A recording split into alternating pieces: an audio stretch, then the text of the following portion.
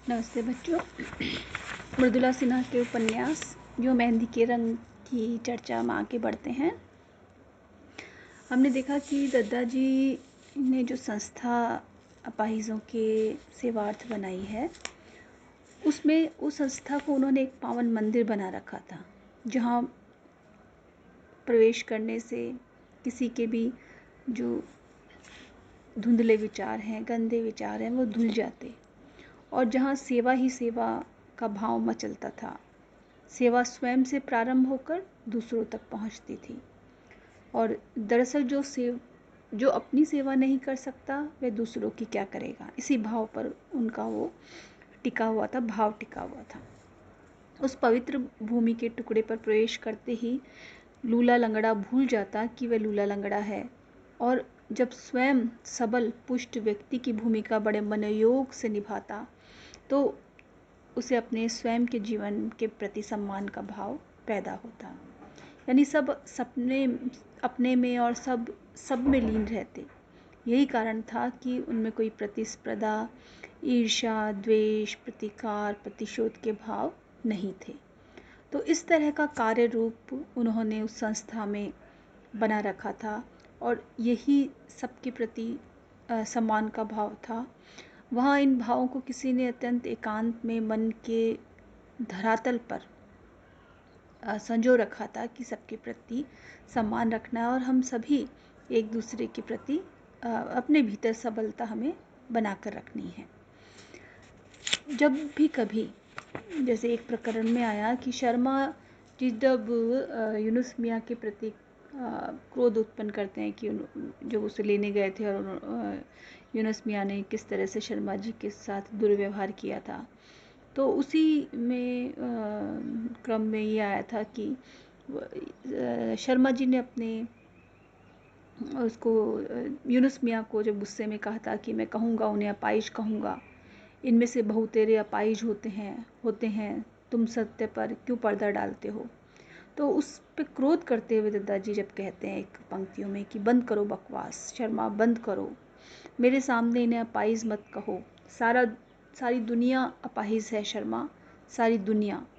बड़ी द्रुत गति से भागता चलता हष्ट पुष्ट व्यक्ति ही अपंग है शर्मा, उसकी भावनाएं तो अपंग है ना, कुंठित हैं। शारीरिक अपंगता से नैतिक अथवा सांवेगिक अपंगता ज़्यादा खतरनाक है शर्मा। शारीरिक विकलांगों को ये दुनिया सही ढंग से देखती नहीं। शारीरिक अपंग व्यक्ति अपने लिए बेकार होता है, लेकिन ये सांवेगिक अपंग लोग तो दूसरों को बेकार बनाते हैं, सारे समाज को पंगु बना डालते हैं। सारा समाज पंगु है तभी तो इस तरह की व्यंग्यात्मक पंक्तियाँ समाज के आगे, रुग्ण मानसिकता के आगे प्रश्न चिन्ह लगाती हुई दद्दा जी की पंक्तियाँ हैं और वो अपनी संस्था में इस तरह की मानसिकता को बिल्कुल नहीं रखना चाहते हैं और इसीलिए वो शर्मा जी पर क्रोधित होते हैं। और जहाँ हमने देखा कि यूनुस मियाँ जो अपंग है, वो एक अपंग व्यक्ति की क्या मानसिकता है, विकलांग व्यक्ति की क्या मानसिकता है, इसको स्पष्ट करते हुए लेखिका ने लिखा है कि यूनुस मियाँ निश्चय ही मात्र उनकी अपंगता ही लोगों का ध्यान क्षण मात्र के लिए उन तक खींच ला रही थी। ये उनकी मनस्थिति है यूनुस मियाँ की, जो सारे विकलांगों की मनस्थिति का प्रतिनिधित्व कर रही है कि उन क्षणिक दृष्टियों को संभालने की उन्हें लत सी पड़ गई थी। उनके कटे पाँवों से टकराई नज़रों से टपकती दया, सहानुभूति, साथ ही साथ उपेक्षा वे सहज रख नहीं पाते थे। उनकी मात्रा जो अधिक हो जाती थी, उन द्रवित आंखों से कतराना ही उन्हें बेहतर लगता था।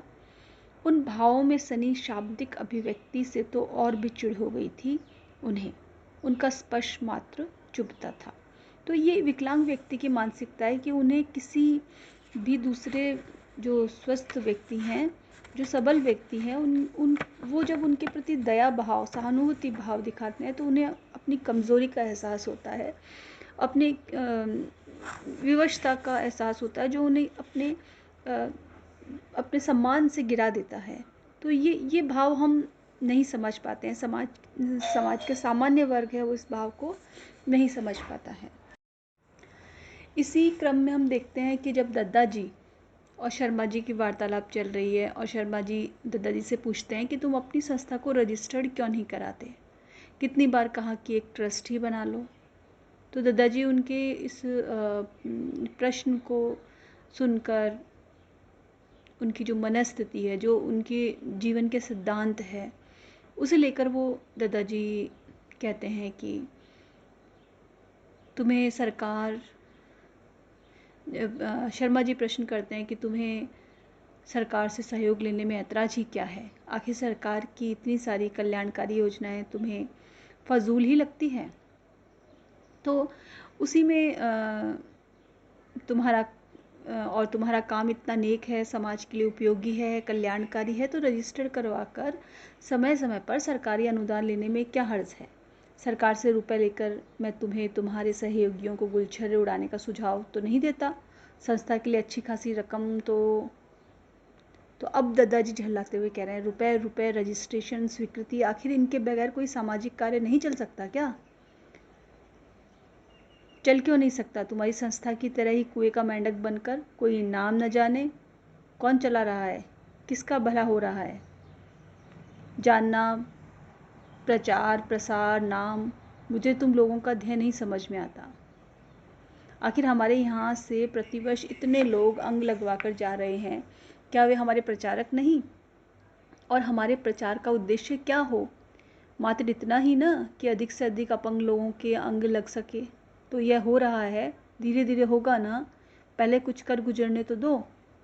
कल ही हैदराबाद से एक व्यक्ति आया है, सुदूर गांव, अरुणाचल, मद्रास से इक्के दुक्के लोग आ ही रहे हैं। पता है उनमें से किसी किसी के पाँव 20-20 वर्ष पहले कटे, आज तक उनकी बगलों की रगड़ से कई बैसाखियाँ घिस चुकी है। शर्मा जी ने मानो निश्चिंत सोई चिड़िया के घोंसले में अंगुलियां डाल उसमें छेड़ा हो, जगाया हो।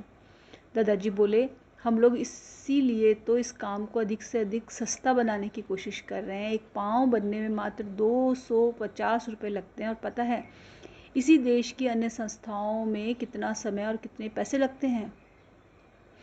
और दादाजी फिर कहते हैं कि एक पाँव में 2-3 हज़ार लगते हैं, और समय पूछो मत।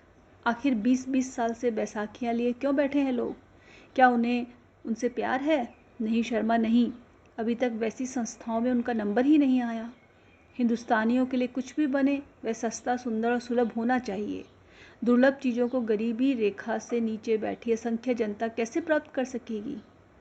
हिंदुस्तान में क्या नहीं है सुख सुविधा, ऐशो आराम के सारे उपकरण हिंदुस्तान में ही बनते हैं, लेकिन क्या यहाँ की जनता को प्राप्त है? तो दादाजी अपना ध्येय बता रहे हैं कि मैं सस्ते दाम में, कम समय पर, एक लोगों के कल्याण के लिए, सेवा के लिए मैं अपनी संस्था चला रहा हूँ, न कि किसी फ़ायदे के लिए, लाभ के लिए संस्था चला रहा हूँ। आगे वो कहते हैं कि सरकारी सामाजिक स्वयंसेवी संस्थाओं के मात्र सेमिनार, विचार गोष्ठियाँ आयोजित कर करोड़ों रुपए पानी की तरह बहाए जा रहे हैं। आखिर उन पैसों का दुरुपयोग ही तो हो रहा है ना, और जब तुम उन पैसों का सदुपयोग कर सकते हो तो क्यों ना। जब शर्मा जी अपना तर्क देते हैं तो शर्मा जी की उस बात को वो बीच में रोक कर कहते हैं दादाजी कि मात्र इस एहसास से कि नाहक सिर खपाना था, वो बोले कि गंगा की तेज धार से निसृत ध्वनि शर्मा जी को ऊंचे बोलकर अपनी शक्ति क्षय करने में कोई तुक नहीं दिखा। जो वो गंगा किनारे बैठे हैं और यहाँ निर्मल धारा बह रही है, और उसी धारा में बहते हुए विचारों का भी प्रवाह हो रहा है, और उसी प्रवाह में दादाजी बोल रहे हैं कि मेरे सिर पर नेक काम करने की कोई मुहर लगी है क्या, जिसे सरकारी कर्मचारी, ऑफिसरों को मैं देखता चलूँगा, और मुझसे पहले या मेरे साथ जितने लोग सरकारी अनुदान के लिए जा चुके हैं, क्या वे लुच्चे लफंगे लगते थे? वहाँ तो सफ़ेद पोश लोग ही पहुँच पाते हैं शर्मा, और उनकी सफ़ेदी के नीचे कौन झांक कर देखता है? एक और बात है, समाज में मुट्ठी भर जगह प्रहरी किसे जगाएं, किसे सुलाएं, समय ही कहाँ है? स्वयं जागृत प्रहरी सारी सुविधाएं हड़प ले जाएं तो उनका दोष भी क्या? तो इसमें दादाजी जो हमारी व्यवस्था है उसके प्रति असंतोष बता रहे हैं कि किस तरह सारी सरकारी कर्मचारी, अफसर हैं, अधिकांशतः जो हैं वो किस तरह अपने लोभ में लगे हुए हैं, और जो अनुदान, सरकारी अनुदान उन लोगों तक पहुंचना चाहिए, ज़रूरतमंद तक, उन तक नहीं पहुंच पा रहा है। उसी की एक तड़प जो है वो शर्मा जी दद्दा जी के उसमें हमें दिखाई देती है। वो कहते हैं कि सरकारी दफ्तरों में एक फ़ाइल को ऊपर चढ़ने में कितनी परेशानी होती है, तुम तो वाकिफ़ हो। जब तक उन्हें सशक्त संपन्न हाथों से धक्का न दो, एक सीढ़ी आगे बढ़ने को नहीं, और एक बार धक्का देने से उन पंगु फाइलों का काम भी नहीं चलता। यानी हर फाइल है वो आगे बढ़ने के लिए पंगु है। देखो कितना व्यंग्य किया है कि फाइल पंगु है, उसे हमें पैसों की, रिश्वत की बैसाखी लगाकर आगे बढ़ाना पड़ता है। और हर सीढ़ी पर चढ़ाओ 6 महीना, साल भर तो लगे जाते हैं अंतिम मंजिल तक पहुंचने में। इसके बावजूद अनुदान की 75% राशि तो नीचे से ऊपर के लोगों में बख्शिश में खप जाती है। तुम ही सोचो, क्या मैं इतनी दौड़ धूप कर सकता हूँ? इन लूले लंगड़ों रबड़, एल्यूमिनियम, लकड़ी के पाँव बनाकर चला तो सकता हूँ, पर उन पंगु फाइलों को तो सोने चांदी की गाड़ियाँ चाहिए नहीं। यानी वो कह रहे हैं कि इनके लिए मैं ये बैसाखियाँ बना लूँ, ये मेरे लिए ज़्यादा आसान काम है उस काम से कि उन फाइलों को चलाने के लिए मैं रिश्वत देता रहूँ और उससे आगे बढ़ाने के लिए जो अनुदान है उसे स्वीकृत कराऊँ। तो ये जो सरकारी दफ्तरों की जो स्थिति है, सरकार जो सुविधा मुहैया कराने के नाम पर जो योजनाएं चल रही हैं, उनकी जो स्थिति है, उस पर करारा व्यंग्य यहाँ पर किया गया है। और जो दद्दा जी की अपने समय को सदुपयोग करने की, जो मुझे समय मिला है उसमें ज़्यादा से ज़्यादा मैं सेवा कर दूं, चाहे मैं स्वयं अपने स्तर पर पैसा इकट्ठा कर सेवा करूं। तो उसी में कह रहे हैं कि शर्मा, तुम्हें तो पता है मैं लगातार 10 वर्ष तक हिंदुस्तान से बाहर रहा हूँ। 5 वर्ष पहले ही वापस आया हूँ, तब से यहीं पर पड़ा हूँ। इस संस्था से बाहर भी कम ही निकलता हूँ, कहीं जाने को मन ही नहीं करता। परंतु सारे हिंदुस्तान में क्या हो रहा है, सामाजिक स्थिति क्या है, समाज किधर जा रहा है, सरकारी योजनाएं क्या कर रही हैं, सरकारी योजनाओं से कौन लाभ उठा रहा है, असंख्य ट्रस्ट, स्वयंसेवी संस्थाएं क्या कर रही है, मुझे शायद तुमसे ज़्यादा पता है शर्मा।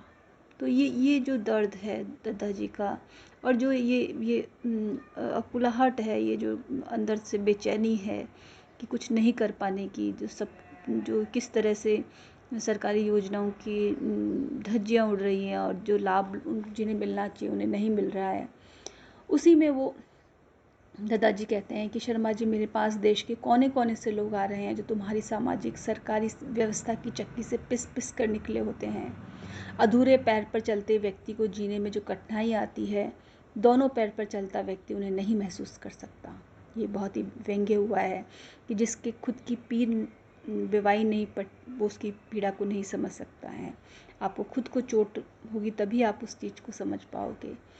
तो वो कह रहे हैं कि जब कोई उसकी मनोदशा समझे ही नहीं तो उसके लिए किया सहायता कार्य एक नौटंकी होगा ना, उसमें कृत्रिमता आ जाएगी ना, एक दिखावा, प्रदर्शन। तो उसी एक जो ये एक अकुलाहट है उसी को व्यक्त करते हुए कहते हैं कि तुम सरकारी और सामाजिक सहायता की बात करते हो, सच्चाई तो यह है कि अपंगों से उनके घर वाले, पति पत्नी, बच्चे दूर हो जाते हैं, पास रहकर भी दूर हो जाते हैं। पैसा कमाना जो उसके लिए मुश्किल हो जाता है, दूसरों को इसकी सेवा जो करनी पड़ती है। और सच तो यह शर्मा कि मात्र हाथ अथवा पैर कटने से ही व्यक्ति दुनिया से कटने लगता है, वह भी आदमी है, लोग भूल जाते हैं। ये विकलांगों की जो मनस्थिति है उसको महसूस कर रहे हैं, और वो कह रहे हैं कि सच है कि जिसने एक बार किसी कारण से इनकी कठिनाइयों को हृदयंगम कर लिया, उसके हृदय में इनके लिए सही दर्द उभर आया, तो फिर पूछो मत इनके लिए क्या नहीं करेगा, मात्र आंसू बहाने के सिवाय। वही व्यक्ति ऐसे अधूरे व्यक्ति की ज़िंदगी संपूर्ण करने का श्रेय भी ले जाता है। बाकी सब सरकारी गैर सरकारी सहयोग की बातें ढकोसला है शर्मा, ढकोसला। तो ये जो दद्दा जी के चरित्र के बारे में बताया है कि किस तरह वो निस्वार्थ होकर सेवा भाव में लगे हैं और सरकारी जो संस्थाएं हैं, जो कमियां हैं उसके प्रति वो पूरा आक्रोश व्यक्त कर रहे हैं।